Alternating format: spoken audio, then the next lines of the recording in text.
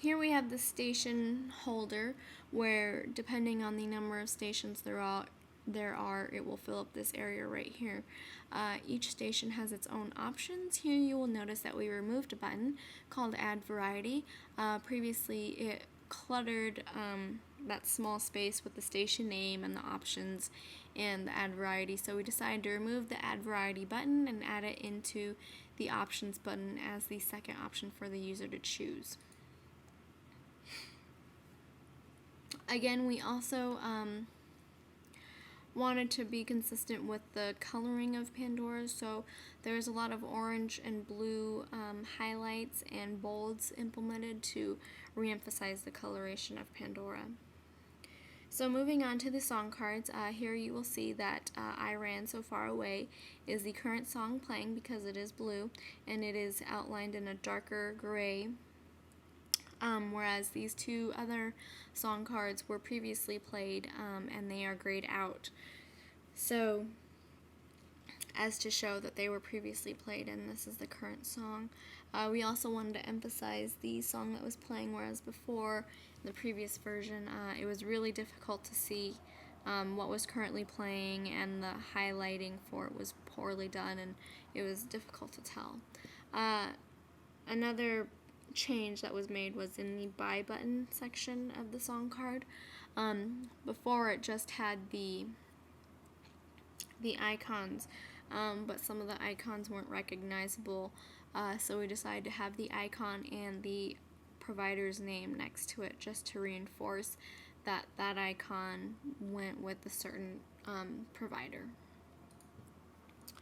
You also see that we have added a progress bar, a much larger progress bar that is a different color from the song card, which is mainly a blue hue, and even the menu controls and stuff down here at the base are blue, but we wanted the time-elapsed progress bar to be prominent because before it wasn't, and it was really difficult to see how much left of the song the user had, and it was really frustrating because they didn't want to waste skipping if they didn't like the song if it was already almost time for it to be done. So here we have this enlarged time-elapse bar, which highlights when you hover over it, and it'll show in the tooltip the time elapsed and the time remaining.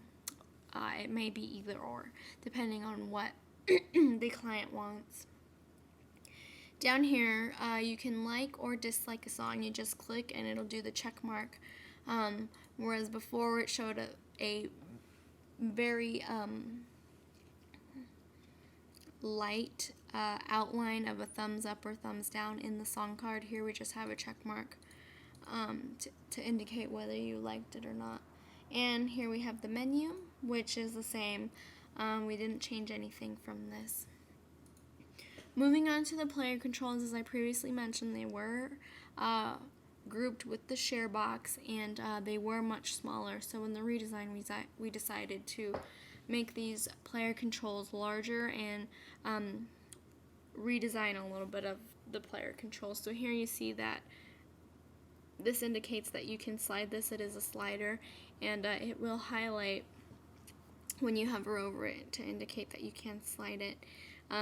We also decided to implement the mute icon over the speaker, whereas before it wasn't implemented, and you couldn't tell that if you clicked on the speaker whether it would step down in the volume or if it would mute. So here we know that if we click on this icon, it's going to mute our song, and here you can see the muted icon comes up over the album art. And in order to unmute, you just click it again. Here we have the play pause button. Currently the song is hypothetically playing, so we want to click this pause button, and a pause icon will show up again over the album art indicating that the song is paused. When we click the play button again, it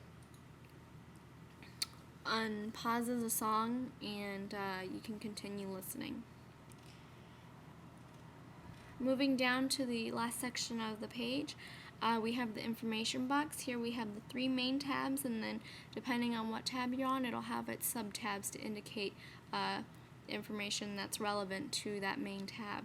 So here we have about the music, genre stations, and more music. You will notice that we got rid of the icons and we vastly decrease the amount of information on that left-hand side.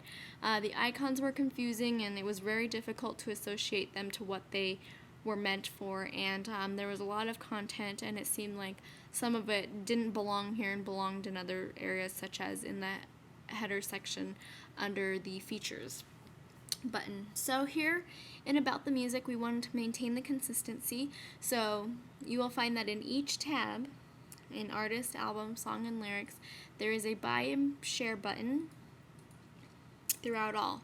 So when clicked the Buy button again, we have the text and the icon next to it, just to reinforce that iTunes has the Apple, Amazon the A, and the Amazon CD a CD. And this is just to maintain the consistency throughout the site. Again, you will also notice that on each tab, and after the text that describes either the artist or the album or the song attributes or the lyrics, you will find that there is a Read More link, and when clicked it will bring up more information on what their user is reading. So if there's more stuff to be read, they just click on the Read More and they will be able to read the rest of the content.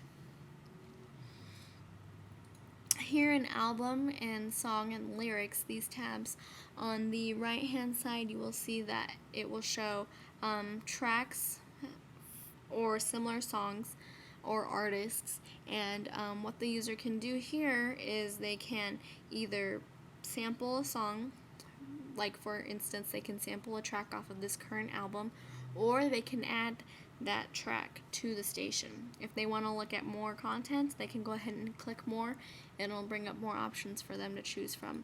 Again, the same thing in Song. All you have to do is go over here to the right hand side. You can either sample the songs that are similar to the current song playing, or you can add it to the current station. If you want to see more content, you just click more and the user will be able to see more similar songs. The same is the case with the lyrics area. If they want to see similar songs, they click more, or if they want to add or sample similar songs, they can do that as well. Again, we wanted to go for consistency in this area. Moving on to genre stations, here you will find genre categories that are actually stations that the user can add to their station list. So all they have to do is click on any one of these station links and it will begin playing that genre category and stop playing the current station and the current song. Here we go to the More Music tab, and here we decided to combine two features that were really not prominent in the old version, and we felt that it should be a little bit more prominent and more viewable for the users because we felt that they would like that more, and if they were advertising these features, they should be somewhere where the user can easily see them. So we put it under More Music, and here the user can look at their concert listings. Here it'll have the artist name, date, location, and venue.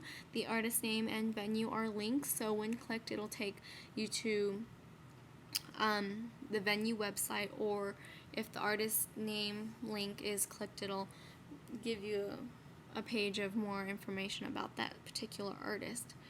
When we look at music festivals, we find the same thing, the date, location, venue. The only thing that has changed is the festival name.